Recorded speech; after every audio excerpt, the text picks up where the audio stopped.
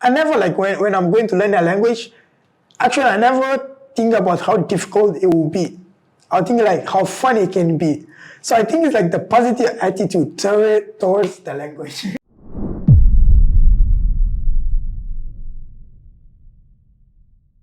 Hello everyone, welcome back to another episode of the Crip podcast together with Mr. Cloud. And thank you so much to our official sponsor. We have Langkawi Pier together with us, and also Route 77, Harley Davidson showroom at Jalan Ampang as well. Do check it out. There's a lot of amazing merchandise there. You can check out the bikes. There's also a restaurant as well that you can hang out. So that's a place that you don't want to miss, especially if you're a bike lover. If you're not as well, trust me, you will be a fan when you go there. And today we have a very special guest. It's actually our first international guest, introducing Jamison. How are you, Jamison? Nice, I'm very good. It's my pleasure to be like the first one. Right. Welcome. Thank you for being on the show with us. So a little bit of an introduction. So Jamison is a translator that has mastered at least 4 languages. And more to come. More to come, right? More to come. Yeah, more to come. So, okay, so Jameson, you come from a unique place, I would say. Yes. Because it's a very, very small country. Most of you guys probably never heard about it. The English name is like Cape Verde, but like the original language that we speak is Portuguese. So my country name is like Cabo Verde in Portuguese. Cabo Verde? Cabo Verde, yes. Why is it so different than Cape Verde? It's because like Cabo Verde. Yeah, it's almost like because one is English, one is Portuguese. Right. Yeah. Okay. So in Portuguese, it's Cabo Verde, like the original name. Okay. So I think it's just like a literal translation, like Cabo to Cape English. Verde in Verde, you see. Because if it's like in Malaysia, we don't have a different name. It's Malaysia is Malaysia. Oh, okay. Yeah. So that's new for me. Yeah. First time I hear that as well. So actually, Jameson is on assignment.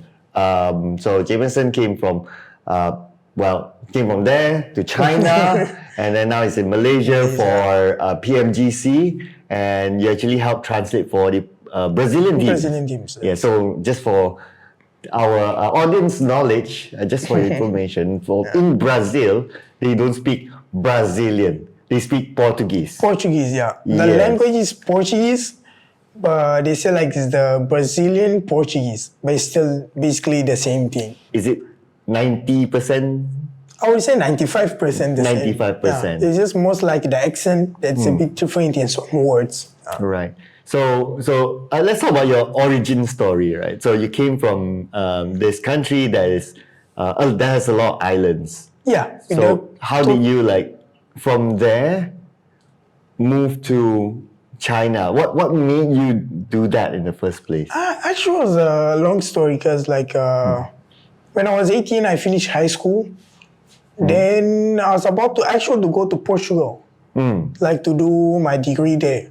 But then by that time, my mom and my father they divorced. Okay. So then my mother wanted to move to the US. And me, I was like, I'll go to Portugal. Or I'll go to the US. But then I just go to the US. So I chose to go with my mom and my little sister to US. So we moved there.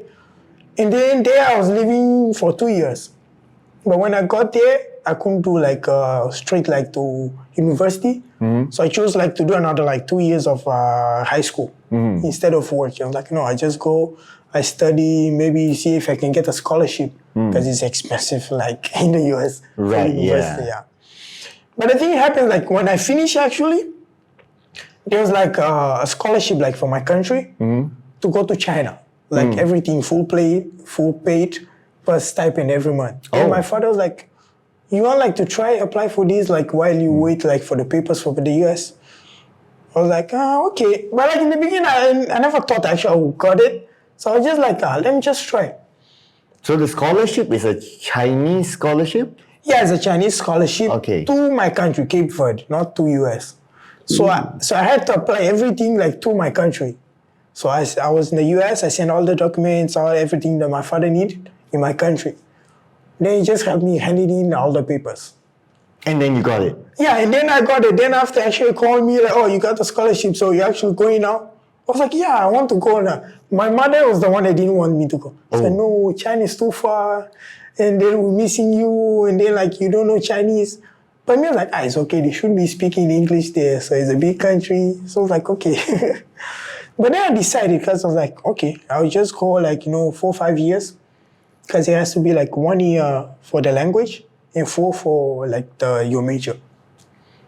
And was that the reality when you arrived? Like your expectation when you go there, you can survive on English. Was that the reality when you arrived? No, like the reality is like total different. Like actually, okay, depends like which part of China you are. But it's like very difficult for you to go like on the daily deal just with English. So you can go, of course, but it's hard. Like because most of the people they are like around the school, around like where we stayed, just Chinese. Most of them doesn't speak like English at all. So if you go like for food, buying stuff, yeah, it's hard. So when you first landed there, like how did you manage yourself, language-wise? Language-wise, okay, probably we just try like to do what it was like. The good thing about China, because I think they know they could not speak like English that much for some of the parts. So if you go like for food places, they all have pictures. So it helps, So you just point like, even the first word that most of us learned in Chinese was like chiga, nigger. It means like this one and that one. Yeah. Because the first thing you'll be doing like pointing like what you want. And then the price is there, so you just give the money, you get the exchange, you go home. So before you go to China, Yeah. your language is English and your Portuguese? Actually, like Portuguese and Creole, yeah. Creole. Creole is your local language. The local language. Right. So, but in high school, as a second language, because Portuguese is mainly our like first language. So in your country, if you go around, do you speak Portuguese or you speak Creole? No, Creole, like Creole, around like friends, families, Creole. But like working, school, basically like most of the places Portuguese. I see. So when you go there, it's like you don't know Chinese at all, no Mandarin at all. No. Okay, nowadays you have a lot of Chinese people doing business there. They have stores, shops, probably, yeah. But me there, no Chinese at all. It's just like Creole and Portuguese. And then high school, yeah, you study basically English for 6 years. So by end of high school, yeah, I knew English too. Okay, this is in my mind right now, right? How would you describe your country?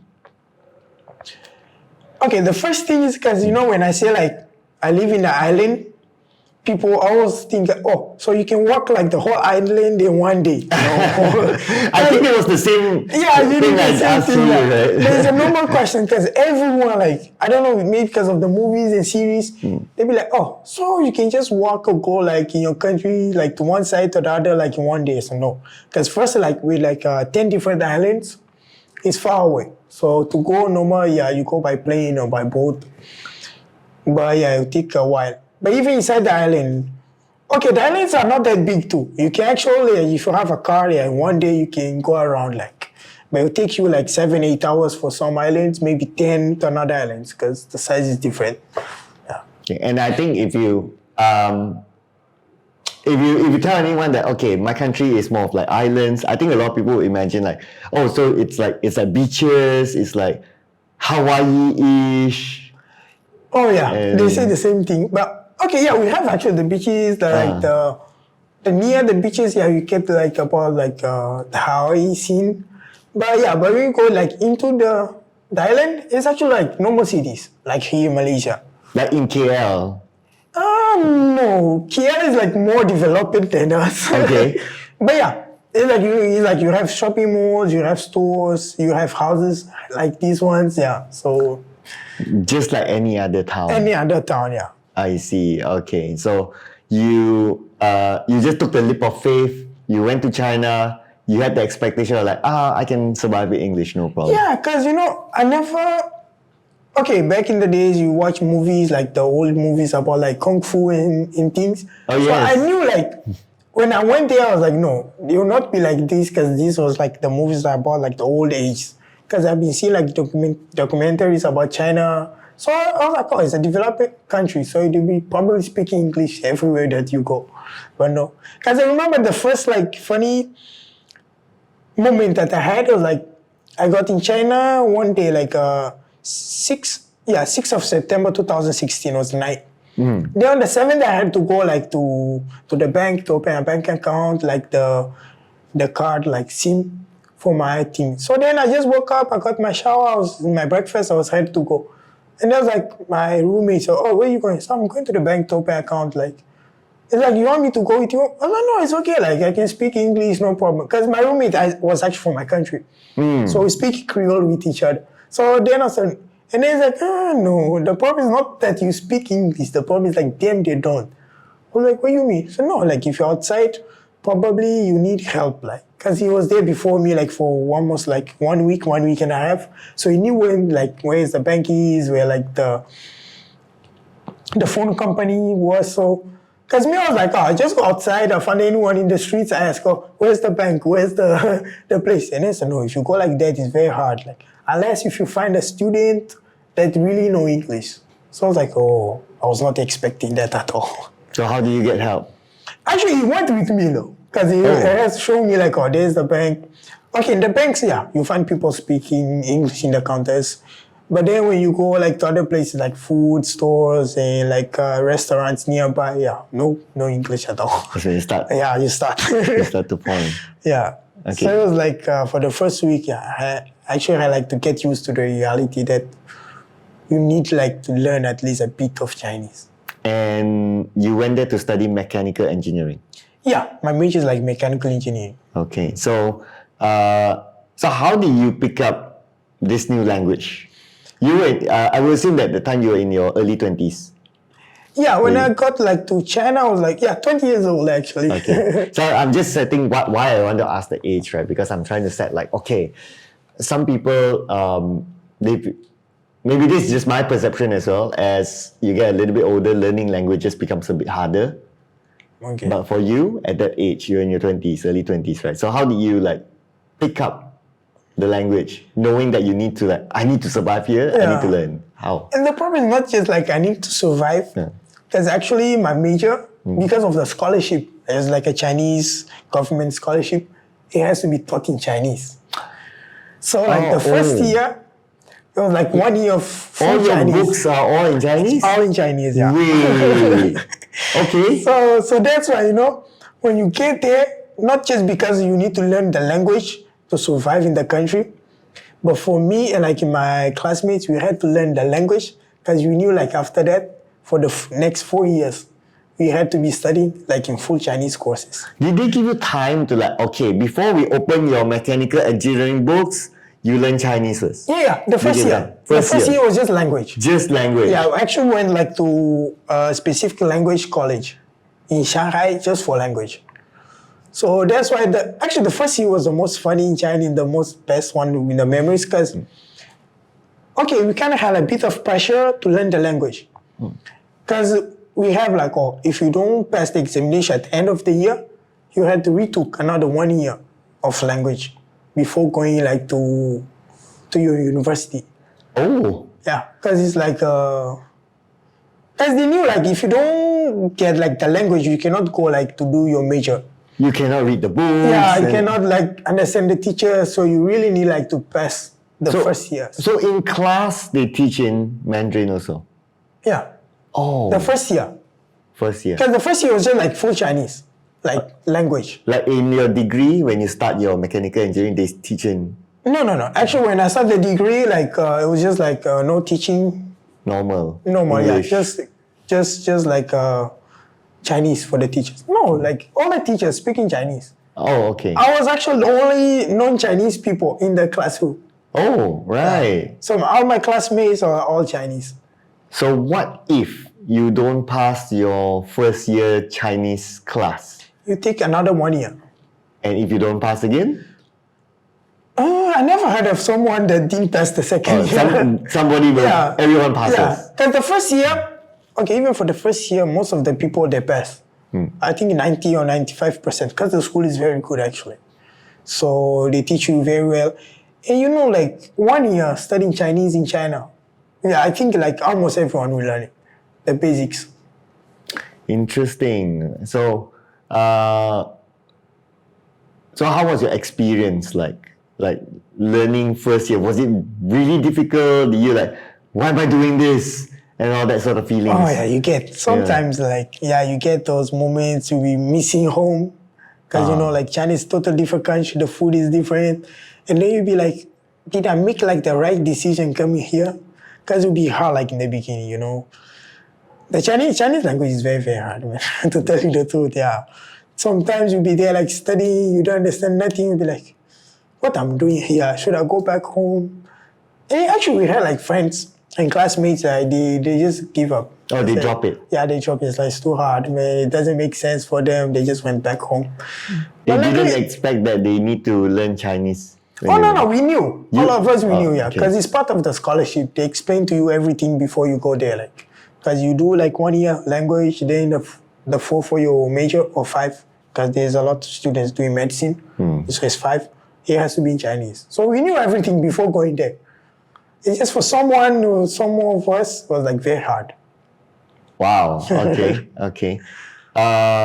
When you're in China, did you face people like being surprised, like, oh, when you learn after 1 year, you know the language, you go and then you order stuff, is like, you need to speak in Chinese. Oh, they are. How was their reaction? Oh, they're very like surprised. And like when you are a foreigner, you speak Chinese, they're very happy with you. Because for them, they know that the Chinese is hard. So when you're talking with them like in Chinese, they're very surprised, they're very happy. Because overall, like all the Chinese people, they're very friendly. Like when you speak the language, I think most of people have the perceptions that the Chinese, or they're not friendly, or maybe a bit cold. But I think it's maybe because of like the language barrier. Because for them, most of them doesn't really speak English. So if you don't really speak Chinese, even if you guys speak like a bit of English with them, they could understand, but they'll not be like that friendly because they don't feel like very, very open to you. Okay, so this also an educational journey. I think some of the audience also like, if they want to learn Chinese, how? Like, what did you do at the start? What do you start with first during your Chinese learning? Okay, first like I said, it was like a funny experience because like, in a classroom, you find people like from all over the country. I mean, all over the world. You have like from Europe, Africa, West Africa, you find like people from like US, like even like Russian people you find in the classroom. So it's like a really, really like nice experience because you get to know new people. And it's very fun because, we all have like a different accent while speaking because even learning Chinese. So it would be like very, very funny to see like how all of us learning a different language together. So it was like very funny. It actually helps a lot. Because, like, if you're studying with pressure, I don't think you can learn that much. But when you're having fun while learning it, it's very good. So what lessons do they teach? Like, what's chapter 1? Okay, it depends, like, but the things, they split actually the courses, like, you have listening, speaking, and like general Chinese. So these 3 is like basically the 3 that we have. How is general Chinese? So it's basically like teaching you like, because like listening, you focus more on your listening. So most of the class you'll be probably just listening. They like play a video, videos, yeah. And the teacher will be like focus like all like the 45 minutes of class for you to listen more. Of course, she'll be explaining. And for teaching, they're just teaching you like the pronunciation, how to say words. So generally, Chinese is like the Chinese course actually. Teach you like the words, the new words, like the context, what you need to learn, all of the things, yeah. Oh, okay. Oh, so you also know how to read and write.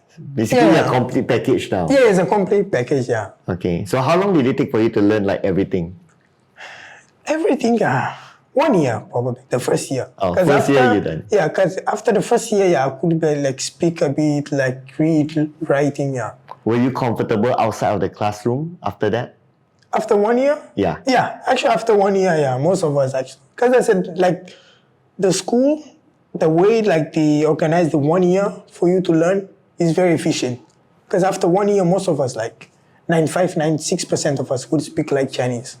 Not everything, of course, but like the basics.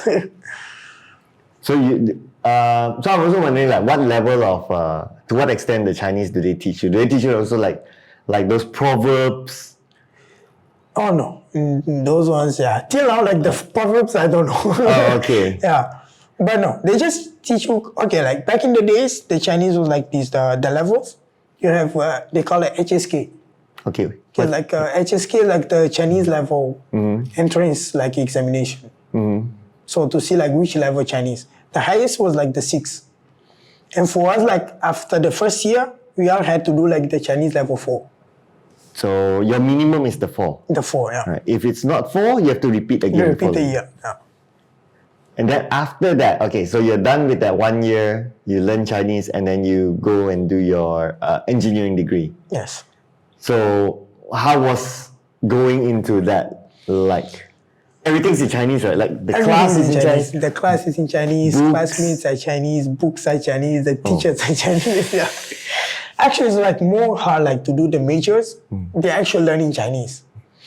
Because you know, like when you're learning Chinese, okay, I don't know for everyone, but for me, I like to learn new languages.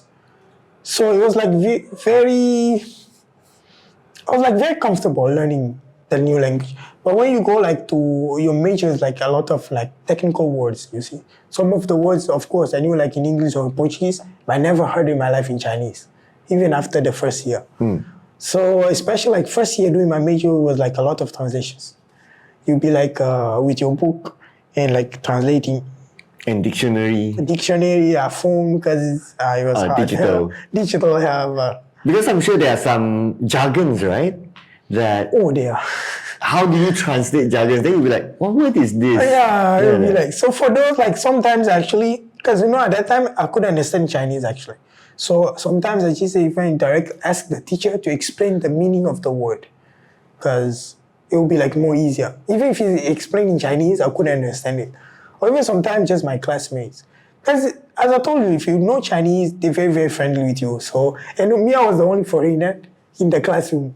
So anyone that asks, okay, you help me, they're like, oh, of course, yeah, they teach you everything.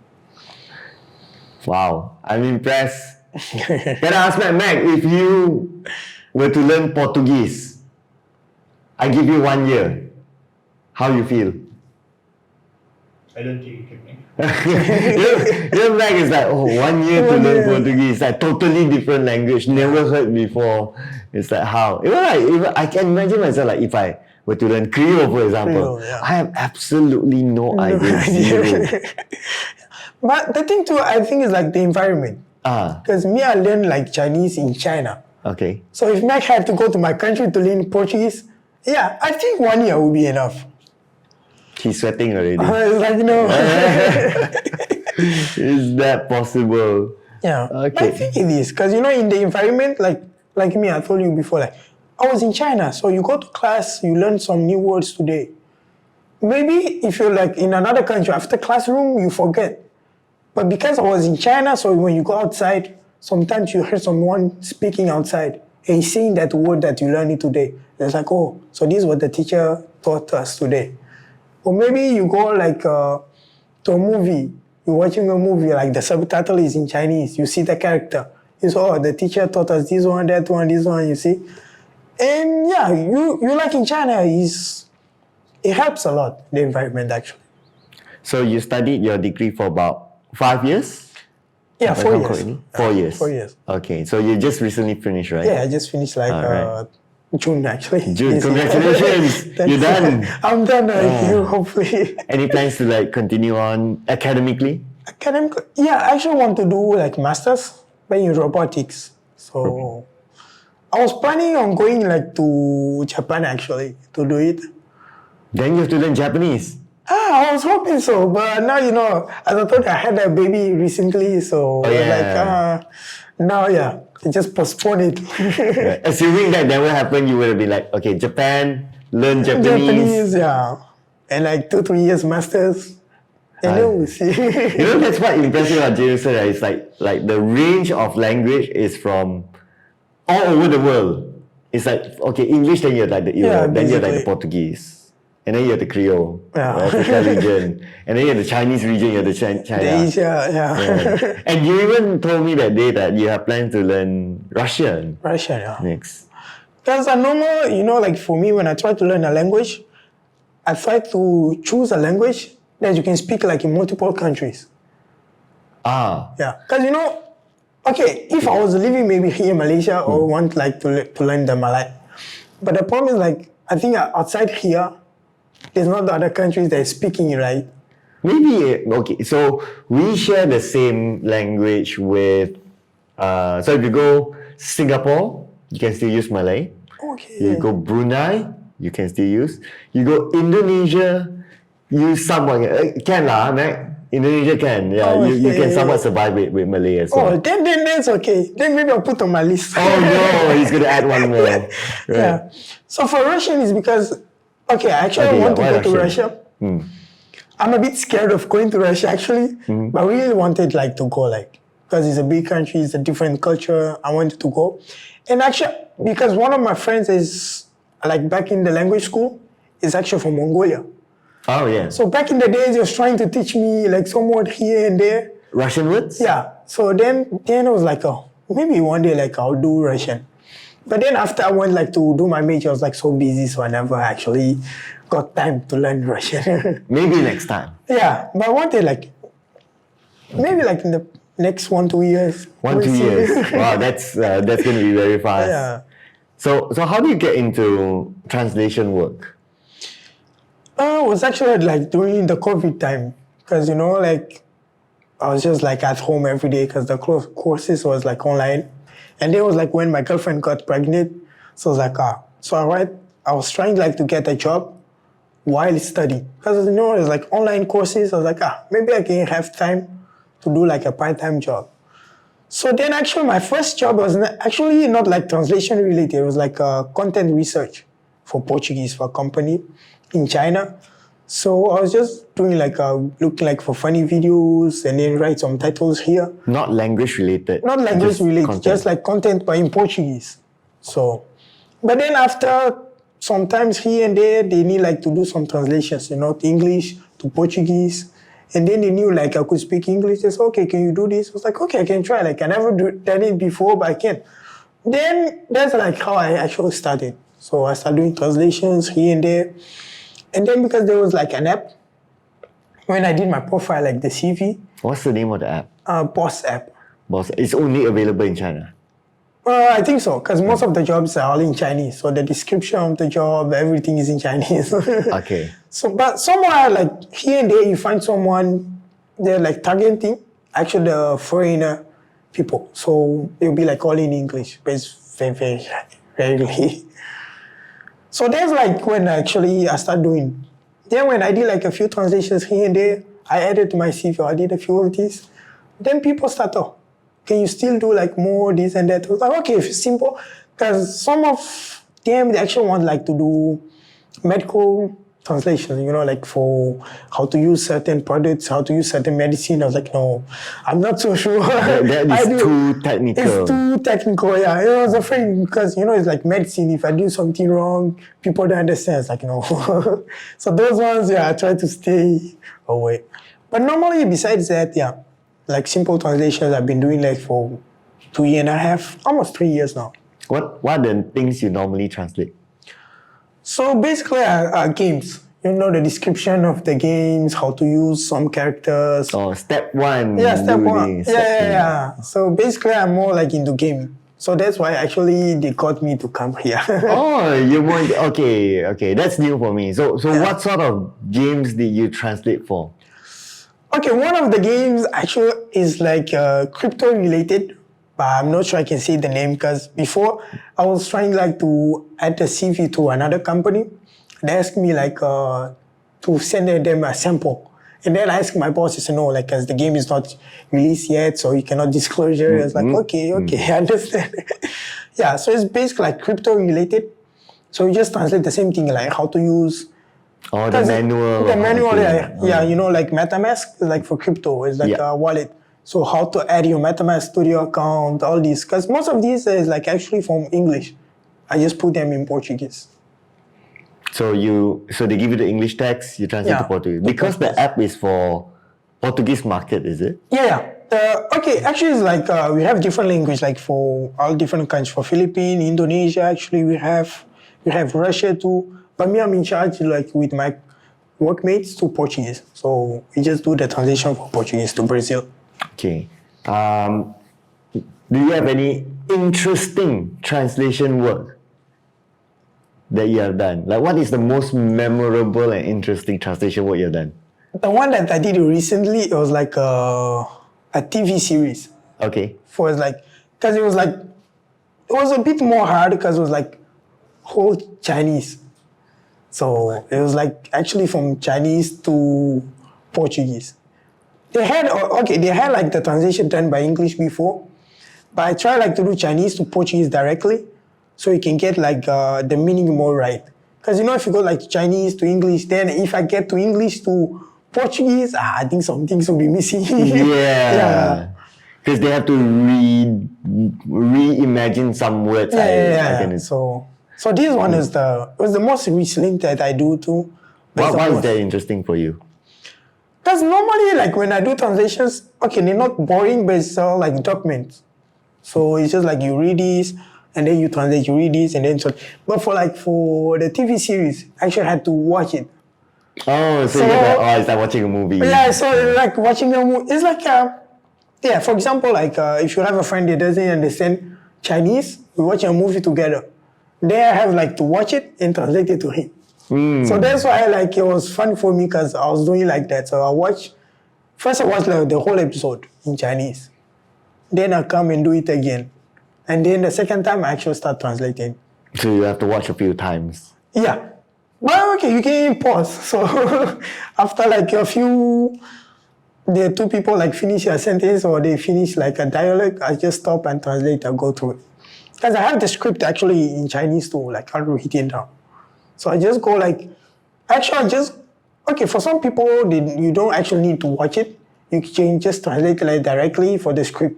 But me, I want to watch it because then you can get like the real meaning, like the expression, what the person actually want to say. I see, yeah. So that's why you watch it end to end first. End-to-end, you get the story. The story, yeah. And then I redo it like with the transcript.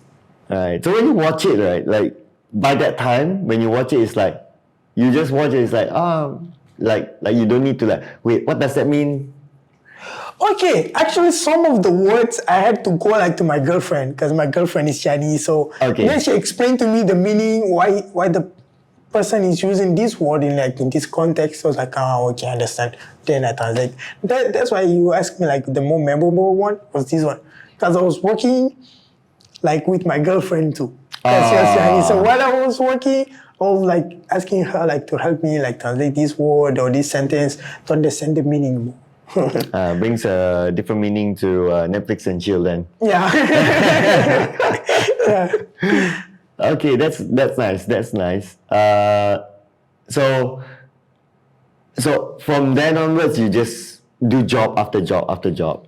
Yeah, right? Basically. And then you happen to get this job whereby it's PMGC. Yeah, because actually before PMGC, I got which one? I did customer service for like a company that sell classes. Oh, not translating. Oh no! This one was like actually I was directly explaining like to the Portuguese guy. Yeah, to the Portuguese. It was actually Brazil again. Okay, Brazilian Portuguese language customer. Yeah. Because in China, the normal target audience for Portuguese is Brazil, so they invest a lot. So that one was fun too, because just like talking, texting, or sometimes they even call. Just explain them like what's the problem, where the product is. Because during COVID, like the shipment was like late most of the time, so it's like very, very busy. Yeah. We felt that here as well. Because a lot of some of the imported things are from China, especially on the chips or the technology goods. Yeah. So we felt that it was a bit difficult to move things. Even if we say that, I remember that time like if you want to buy something online shop, and you have the seller happened to be from China, you have to expect that the things is going to reach very, very late, or they're just going to cancel the order later. Oh yeah. Yeah, it happens a lot. Happens a lot. Okay, so I think we knew each other because you did the PMGC yes gig. How How do you get that? How do you discover that? Actually, they found me though. Okay. Yeah, because On the same app. on the same app, yeah. Because after you create your profile, you can look for jobs, or like the companies can look for you. So you can text like both ways. So actually, they text me like if they had like a job opportunity, but I had to travel to Malaysia. When I see that text, I was like, Malaysia. Like, okay, let me see what they want.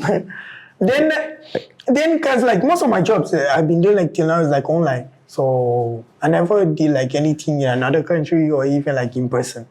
Okay, then I have to ask you, right? So when you got that contact first, what was your first impression of Malaysia?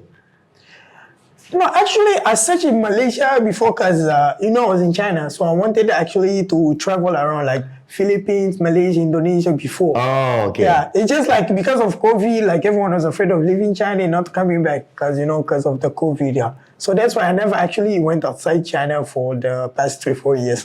But you already did your research. So Yeah, I knew. Yeah, I knew a bit like, yeah.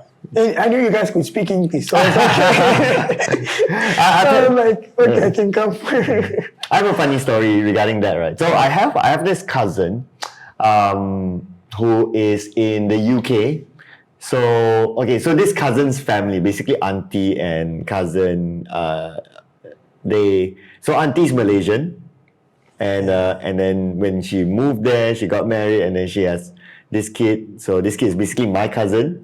Same, yeah. So my cousin married a UK person. Okay. So one day they decided to let's come to Malaysia. Bring the husband come here, meet this side of the family and all that. So I met with this with my UK cousin. He's a big guy, right? Yeah. He tells me that one of the things that he was surprised is that we can speak English in Malaysia. Yeah, so you kind of like, okay, so that part of the world, whether it may be US, I have a US cousin, same, also has the same thought. Perception, like this US guy who is also my cousin now. When he comes to Malaysia, he will tell me, I'm surprised that you guys can speak English. Yeah. It's like, well, yes, we also don't live on the trees, by the way. Yeah. Maybe because, it's Asia, it's maybe because of China, like, it's basically like Chinese. So maybe that's why they get the impression the countries here don't speak English. Interesting. Yeah. But you already knew. Yeah, because, I didn't have friends like while in school from Malaysia, but I had from Indonesia. Okay, so that's close. So I knew like this. You should come here and there. Like you visit my country, then you can go Malaysia, Bali. So I was like, okay. So you plan to go to Bali soon? Soon, yeah. Soon, yeah. Hey, after this, I'm busy working too, but yeah, probably I'll come after. Even Malaysia, I want to bring like my girlfriend and my son like one day for holidays. That's cool. You've been traveling a lot. And, yeah, because 6 years, I've been 6 years straight in China. Nice to be out for once. For a while, yeah. Okay. So you got the PMGC thing, they contacted you. Yeah. And what happened there? So actually, the first day after they contact me, I kind of refused the job because like my son is just like 2 years old now. Then I was like, no, it's a bit soon for me to leave.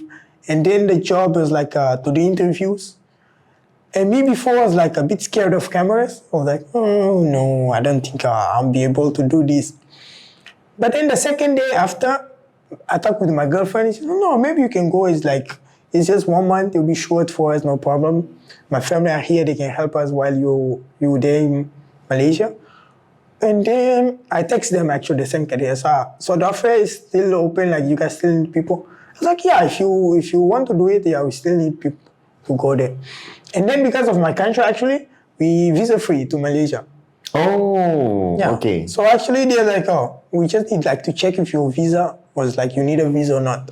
Because by the time they contacted me, it was like 2nd of November, and I had to be here on the 4th.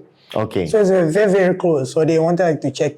And then after they checked, it was visa free. So it's like, yeah, if you want to go, you can go because like it's visa free. Like it'll be good for us the short time. I was like, okay, then I'll do it.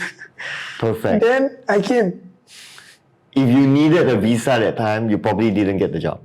Yeah, probably. Because if it took a while, yeah, it would be like way like into the competition. I don't think like they'll be waiting that long. Because I remember that during that period, the organizers they were just going around asking randomly, like, hey, do you know people who can speak this language? They gave a list. At least. A list, right? So I know a friend who's Brazilian. But I'm not sure if he will be interested because he has a full-time job here. He might be. Okay. Yeah. So, but I think it didn't work out because. Oh, but the good thing you didn't tell him. Yeah. Otherwise, I would not come. Yeah, but he has a full-time job anyway, so I Okay. don't think he can commit. Like what the schedule that you told me. Yeah, because the schedule is basically like How is it 3 like? to 11 p.m.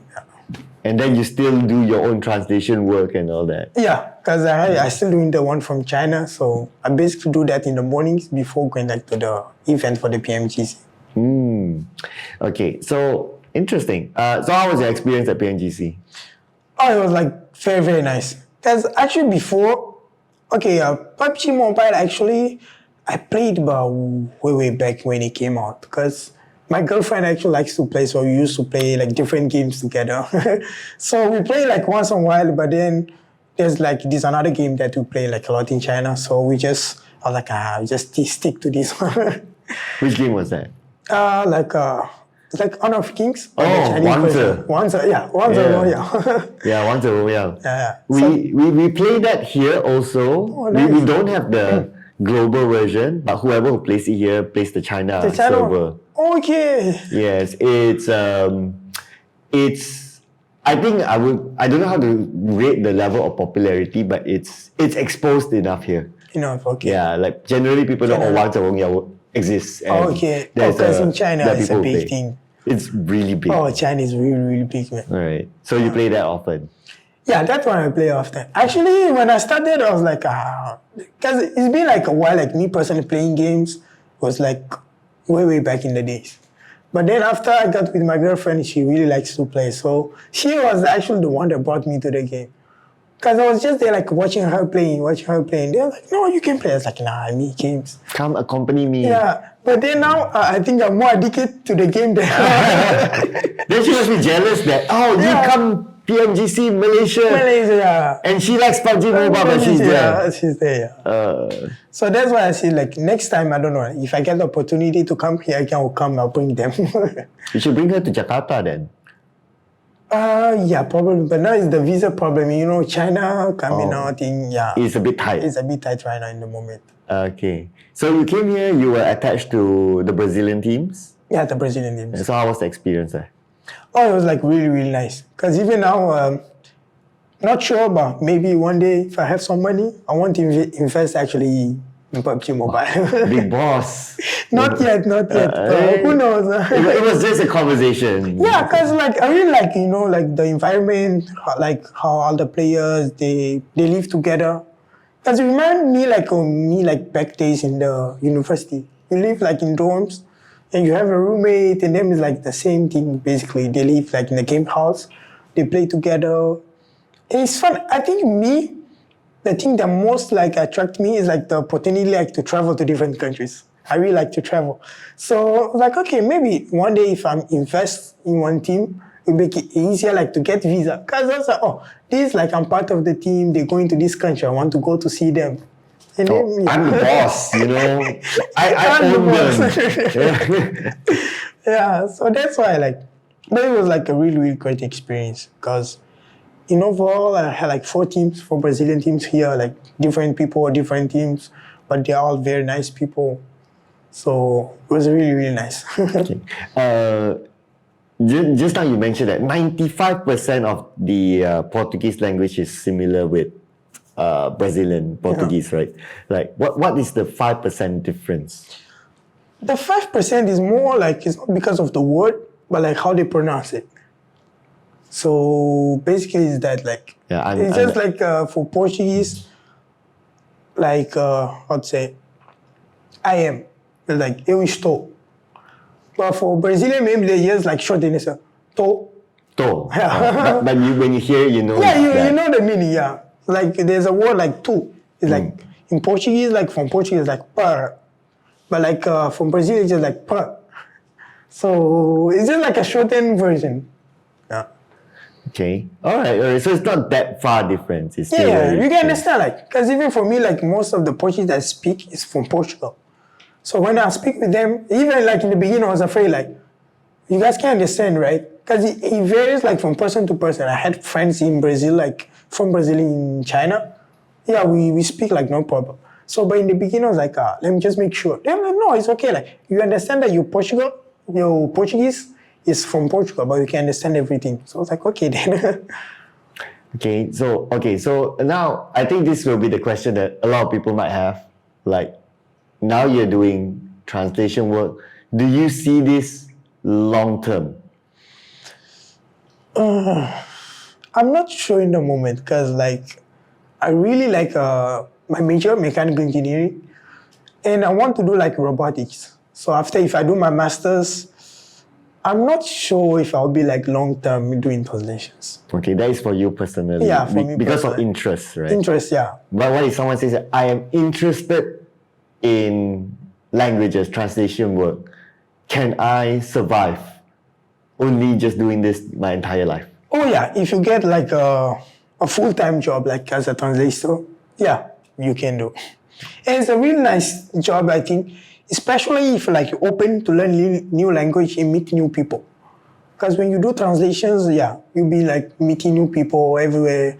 You'll be getting like new culture. It's a good, really, really good experience. It's like for me, if I never came here, and because I was like afraid of doing translation or like cameras, I was like, no, I'll just stay in China. You won't be here. Yeah, I would miss the opportunity to be here, meet the players, We won't meet be you. meeting. Yeah. Oh man. So it was like really, really good opportunity. But even like overall, like in your life, any opportunities that come, never say no. Like if it's a good one, you just go for it. At least you try it. If you don't like it, oh, it's okay. Like after that, you don't need to do it. But if you try it, at least you get the chance to decide if you like it or not. Especially for someone who made the leap of faith from coming out of Africa to China, totally different Yes. environment. Yeah, it's crazy. Yeah. But you mentioned that if someone wants to work long term in translation work, get a full-time translation job, Yeah. or is it still okay to do just freelance translation all the way? What do you think? I think it depends of the country and depends what language are you doing. Because some language they have like more popularity, more people need it. Like for me in China, Portuguese, yeah, you can do like as a part-time is okay. Because like time to time you find like work. Because it'll be like short times, like maybe 1-2 months. But then after, for the next month, you get another one, another company. It's very good. And you as a part-time translator, right? You master, I would say, you master at least 4 languages. Yes. Right. You told me the other day that full-time translators can master 8. Yeah, it depends. Like I really it depends haven't seen- person to person. Because Okay. even like you can find like full-time translators that they just do like 2 or 3 language, just the one language in like the next one. Because for example, if you find someone is just interested like in doing English to his native country language, maybe they just do 2. But like full times, like the ones that really like to, I heard of people that speak like 8 language, 5, 6. So. Okay, I'm curious. The ones that you hear, right? Let's say the 8 languages. What would be the 8? Do you know? I actually don't know, because like when doing the PMGC, so we had like a few translators, so we just talking, and they actually the one that 8 languages, like one of my like say friend we met here, so he told me like, oh no, he met someone doing translation full time that speak 8 language. Oh. Yeah, but me personally, I didn't meet the guy, so. Oh, okay. Yeah, I'm really you curious to can- know like what the is language. the 8? Like is the 8 like also like I don't know, you have one Portuguese, you have Japanese, Mandarin, and Yeah, I don't know, but probably Slovakian, I don't know. probably I would say like some of the language would be like very, very close. Because, like special like Portuguese, Spanish, Italian, and French. it's close. It's close. If you know one of these languages, it's very easy for you to learn the remaining 3. So if by now if you wanted to, you can easily learn French, Yeah. Spanish. Actually, yeah, these 3 languages, yeah. Maybe Italian would be the most hard for me because it's the one till now I didn't have like any contact. I had friends like speaking Italian, so I can hardly like understand a few words here and there. But like for Spanish, it's basically like 80% same as Portuguese. I can speak with someone in Spanish, no problem. Oh, even right even now. right now.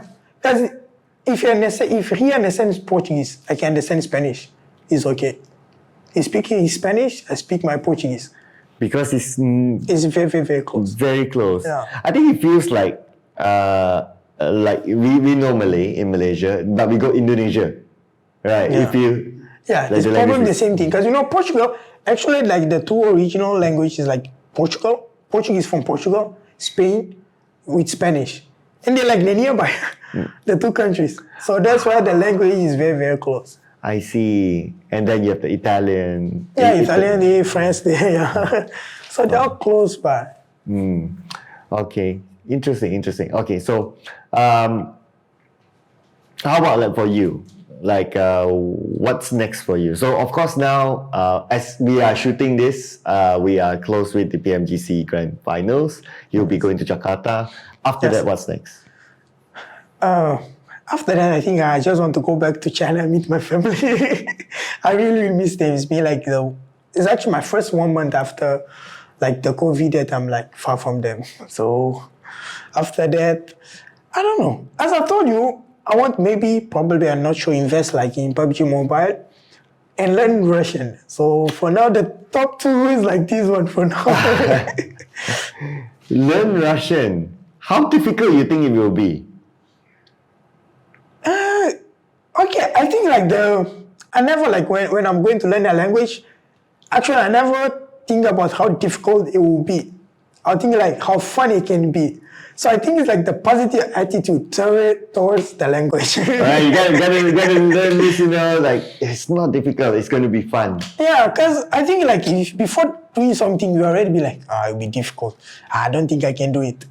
And the first problem, the first like difficulty that you will face it, you just give up. You're like, nah. I really like that mentality. One So of a you go kind. like, it will be fun. You think like of like the positives that may come for learning a new language. You say, if I learn Russian, okay, I can go to Russia, I know the language, it'll be easy for me to visit the country. If I learn like Russian, maybe, I can get a translation job like to do Russian in the future. You never know. So we'll see. Maybe next year or after 2 years, I'll try to come here. Then let me know.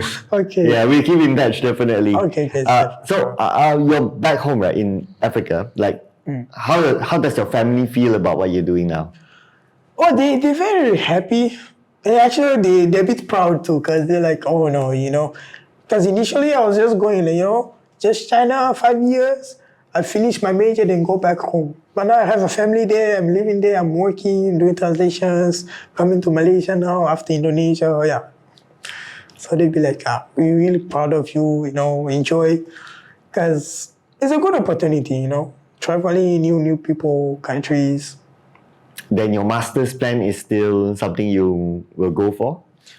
Yeah, because if it was not for my son, probably now I would be like in Japan. Oh yeah, true. So You plan to be in China? Continue there? Yeah, and for now, I think I'll just continue in China. But that's the thing, things happen for a reason. So we just have both sides, Maybe if I didn't have my son, maybe I was in Japan. But then I will lose the opportunity to come here and meet all of you guys. Oh yeah. I think this sounds like your biggest opportunity so far in your translation world to meet a lot of people. Yes, it's my biggest. Even like work-wise, because I've been working 2 years, but just like small jobs, doing like online works. This one is actually like my first big job and my first like opportunity like to get in contact with more and more people. And even for you, this is my first podcast actually. Oh yeah. So thank you so much. Yeah. Happy to have you here. Okay, we're towards the end of our podcast, so I think I have my 2 last questions for you. Okay, so we're going to start with the boring question first. The boring question is, what is your advice for people who want to get into translation as a job or a career? As a job? Okay, firstly, I think you have to focus like in one language. Because before expanding, you focus like one language you want to do. For example, you can choose, okay, I'm doing like English full time, like Malay to English, or I'm doing like Portuguese full time. It's better. Because then after you can add like more language, you know. Because even like when you're doing like one full-time job, you meet new people.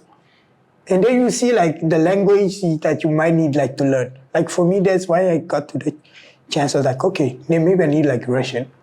There's a different, more than 1-2 countries speak Russians too. So. Oh man, you have a lot of brain space. I cannot imagine myself doing that. Okay, so now you've been in Malaysia for 1 month? 1 month, yeah. 1 month. Okay, so what is your favorite thing in Malaysia? Oh, okay. I'll zoom in. I'll zoom in. What is your favorite food in Malaysia? The favorite food?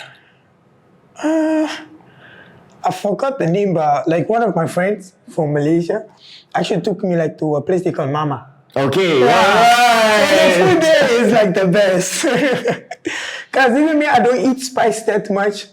But the one, even when I go, just order me something that's not too spicy, but just a little bit. Because, you know, I want to still like feel the flavor, enjoy like the local cuisine. So Mama for now is like the best deal now that I want.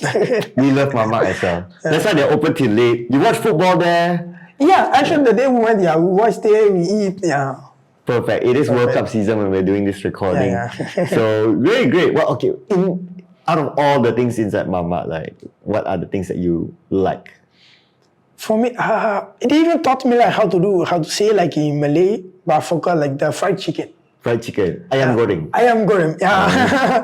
Because like back in my country, it's almost like the same, but the flavor here, to tell the truth, is a bit more delicious, like the fried chicken here. Alright. So I really, really like it. So Mama's fried chicken so far is one of your. Ayam goreng. Okay. Everyone that have to come here had to try it. Good to know. Good to know. Okay, anyway, we are at the end of our podcast session. But before that, we have a little bit of a gift for you. So, yeah, thank you, Mac. Here is for you. This is our jersey. Feel free to open it and you have to say nice things. Okay, thank you. To the camera. Oh, how much you course, like of it, course. even though it's your first time seeing it. Yeah. No, actually, I really, really like it, you know, because of the color. It's like my two favorite colors, like red and black. Perfect. Because it's just like, you know even my socks, you see? Oh, matching. It's matching, so no, thank you so much. Maybe, if I get a sponsor team from Brazil, like playing PUBG, maybe I'll bring them to Malaysia, we play against. Or you can sponsor us. Just Or saying. maybe, you never know. Just saying. We talk after. Yeah, we have this conversation But after. thank you so much. Yeah.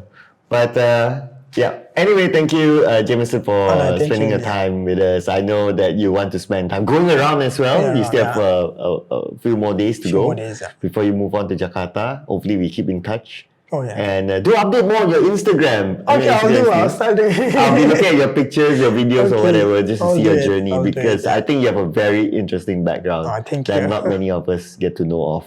Oh, thanks. So that will be all for this episode's Great Podcast. Thank you so much for watching as well. Don't forget, if you like this kind of content, to give us a subscribe and check out our jersey Check as it well out. on our online store on Shopee. You can get yourself one as well. And if you'd like to be one of our guests in our future podcast, feel free to slide into our DMs. We're on all social medias. We're on Instagram, we're on Facebook, we're on YouTube, wherever you're watching this as well. And so my name is Cloud. Again, Jamison, Jamison, thank thank you so you. much. We'll see you in the next podcast. Thank you, bye.